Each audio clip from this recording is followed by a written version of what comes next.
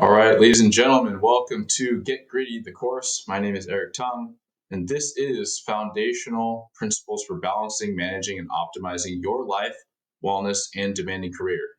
That is a lot, but really, what is it? We're going to get into a breakdown of what this course is all about, the course objectives, and the summaries, and how we have it structured.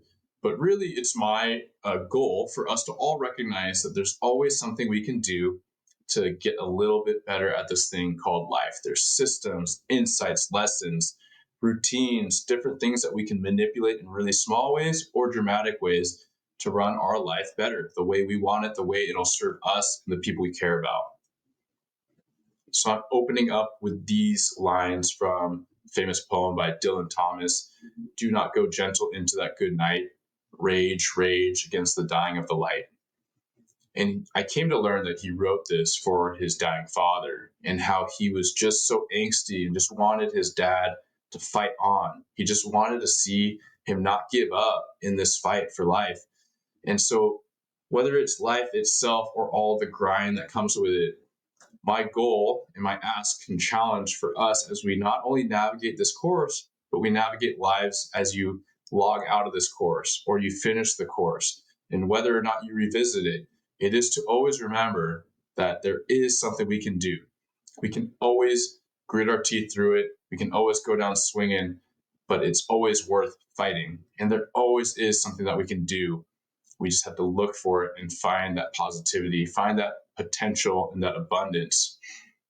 When we think about all these mechanisms and what we're talking about and why all of these things matter for our life and optimizing our life, I'll share a bit of a story.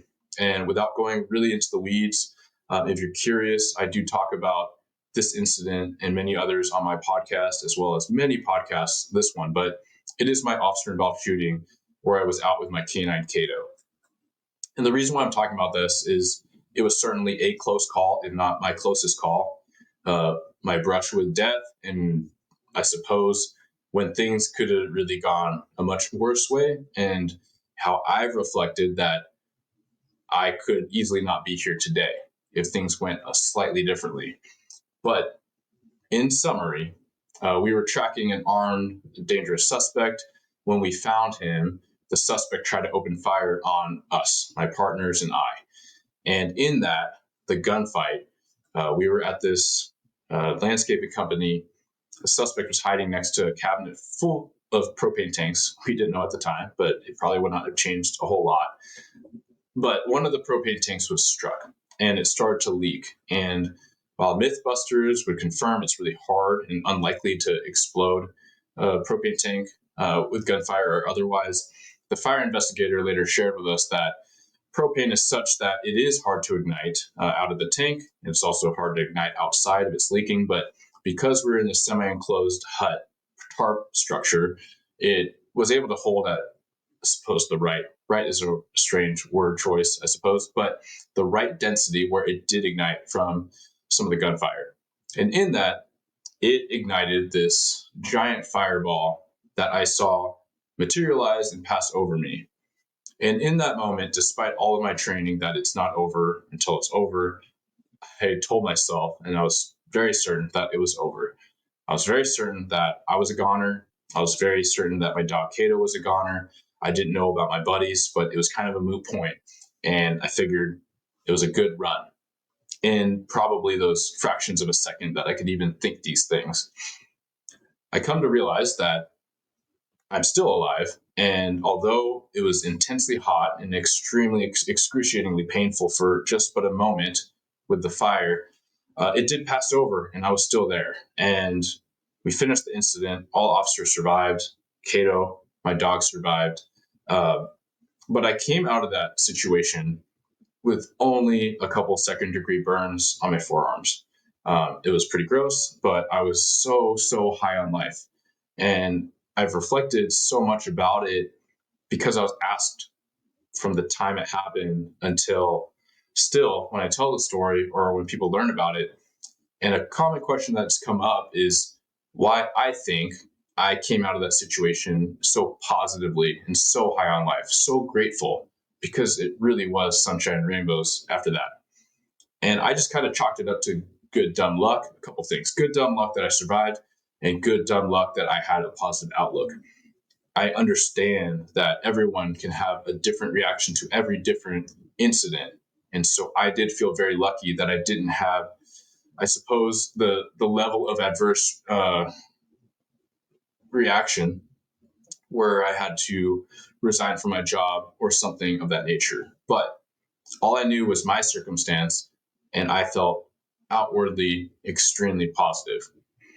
Now, years and years later, as I've continued to study all these things and reflect and learn more about other people's situations and speak to so many mental health professionals on my podcast and otherwise, my strong belief, and many have echoed this from professional clinical backgrounds, is that a lot of the contributing factors to why I was likely resilient and why I was likely positive coming out of that was because I was resilient and positive going into it. And beyond that, not just outlook, I had so many structures and so many health practices and so many support systems in place prior to going into that, that I was able to utilize those things. Although it was not easy, I was able to utilize a lot of those things and lean on those support mechanisms and people to navigate my situation and come out proverbially on top. And so I offer that story not to make it about me, but to illustrate that is my reflection, that is my story and part of it, and why this stuff matters, right? If we take care of ourselves now, we can be better equipped to handle that hard thing that will happen, whether it's at work or whether it's at home, whether you're a first responder, whether you're a retiree, whether you're a civilian through and through. Life happens, but there is so much agency that we can adopt to navigate through it. Right, this is the legal disclaimer. This is a not fun part. I am not going to read this to you and insult your intelligence, but I do encourage you now, and this will be a reminder to how the course works. Please pause, stop at any time. This material is yours. So it is actually preferred that you take your time to work through it because there are a lot of prompts and we will get to that. But this is the first opportunity where I highly recommend you hit pause, you screenshot that, you save it, you print it, you do what you need to do so you make sure you understand the legal disclaimer. The non-legal disclaimers, I'm sorry that we have to talk about legal disclaimers, and it is what it is. So let's go. So I said a little bit about this, how the course works. It is self-paced learning. So this is for you. I'd be truly grateful if years later you're like, I pull out this thing every now and then, and there's a couple key lessons I share out or I remind myself of. A lot of this work, right? This is work. Self-work is, as it says in the word work.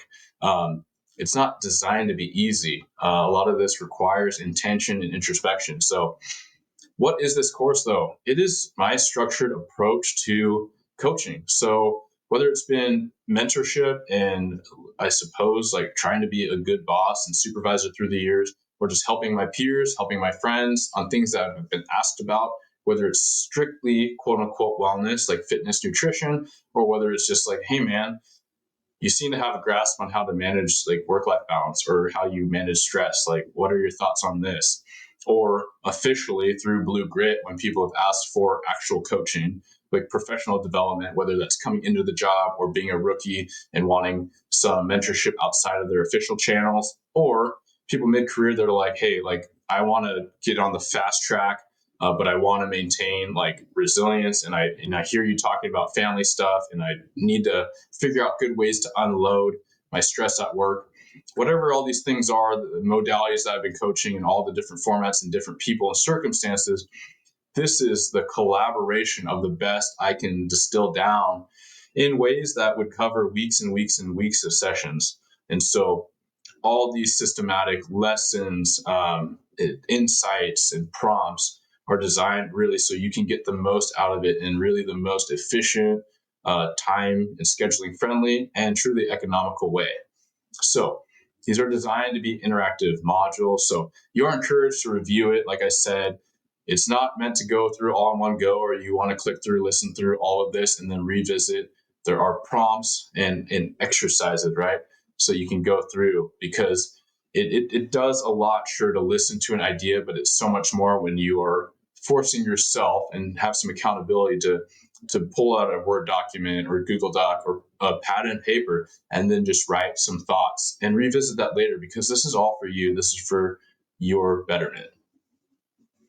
Okay, so as I said there, I highly recommend you work on these exercises through the course. So take your time. It's about quality, not speed. Right, so about me, because I realize that some people may have just found Blue Grit, or some people may have known me for like my whole career or beyond. I have been an active police officer since 2007. So at the time of this recording, we're going on 18 years, which is crazy that that's even a thing.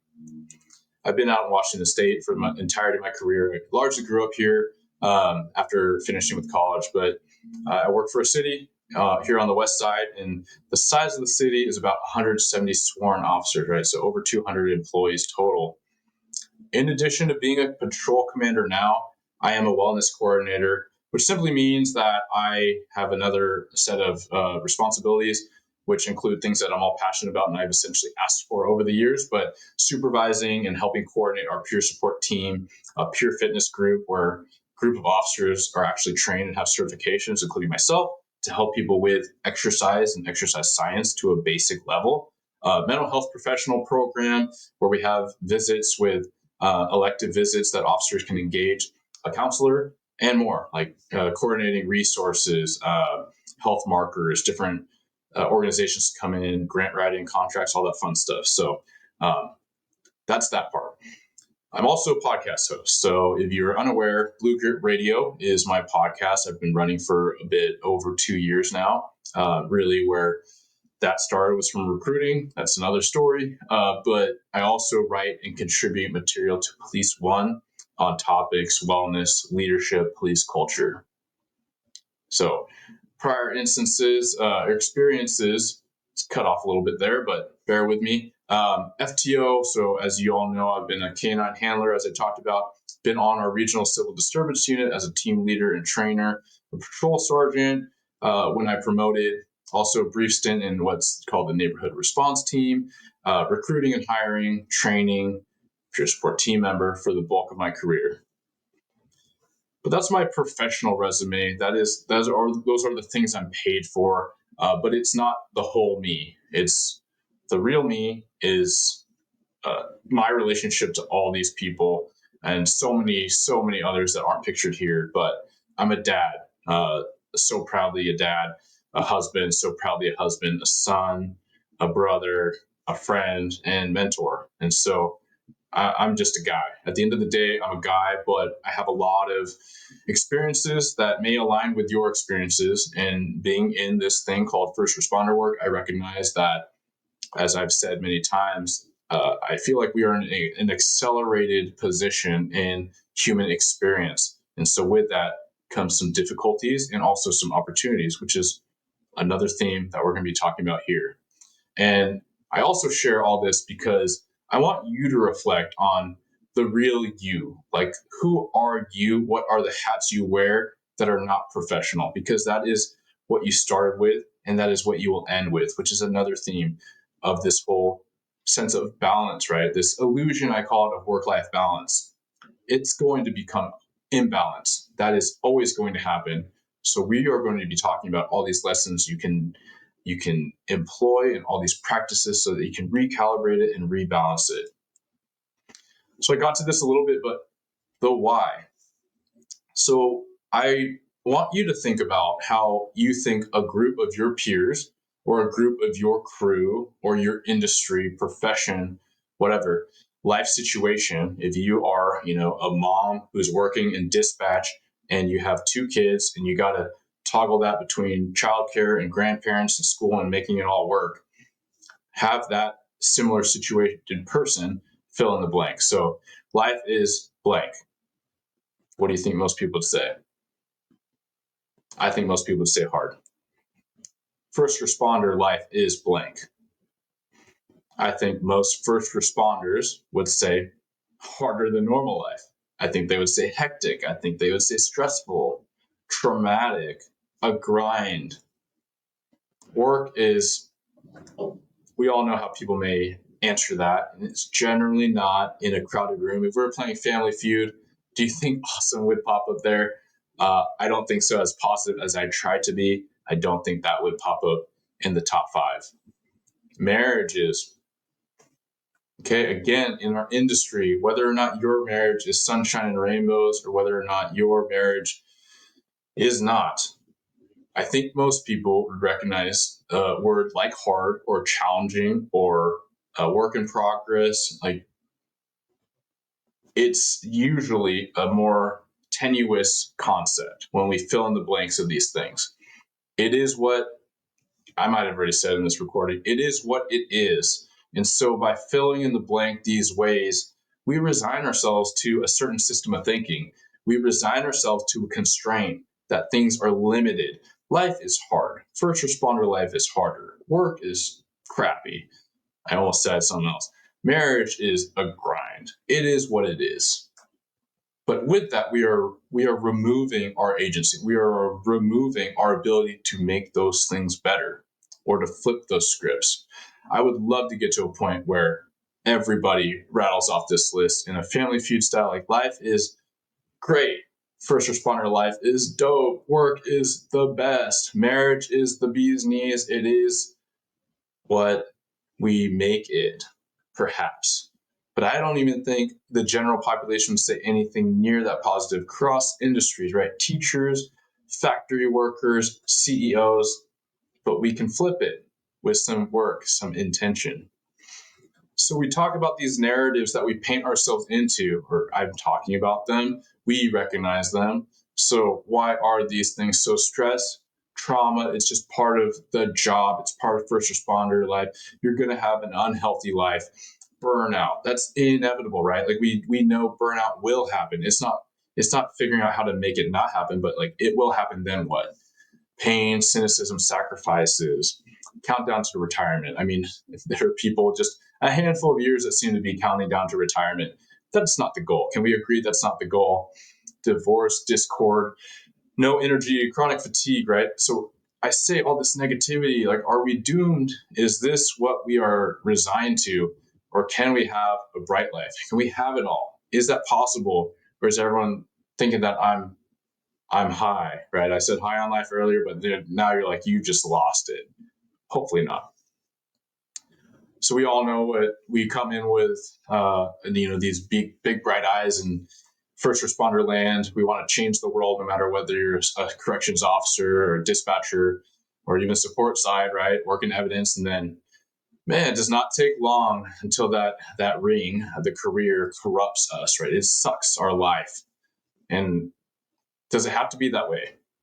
I would submit that it really just depends on a 4-letter word, and some of the best words are 4 letters. Don't get your gutter minds or potty mouths out. We're reframing, right? This is a positive driven course. So love, 4-letter word. Help, 4-letter word. Care, 4-letter word. But my word, if you haven't guessed already, this all depends whether you go a dark way or whether you go this convicted positive direction. Depends on grit.